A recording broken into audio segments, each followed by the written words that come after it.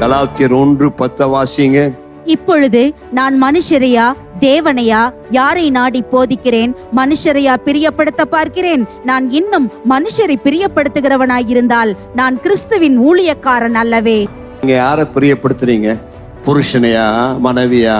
யாரை பிரியப்படுத்துறீங்க? பவுல் கேட்கிறார், நான் யாரையா பிரியப்படுத்துறேன்?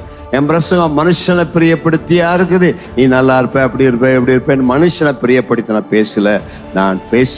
நான் செய்கிற ஊழிய ஒரே ஒரு காரியம், நான் இயேசுவை பிரியப்படுத்த. ஆண்டவரே, என் வாழ்க்கையில நான் எப்போதும் உங்களை தான் பிரியப்படுத்த விரும்புறேன். உங்களை தவிர வேற யாரையும் பிரியப்படுத்த விரும்பல.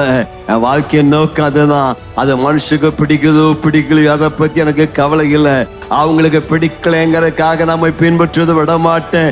எனக்காக சிலுவையில ரத்தம் சிந்தி ஜீவனை தந்த என் இயேசுவை பிரியப்படுத்த நான் எதையும் செய்ய ஆயத்தமா இருக்கிறேன். கர்த்தருக்கு மகிமை உண்டாவதாக.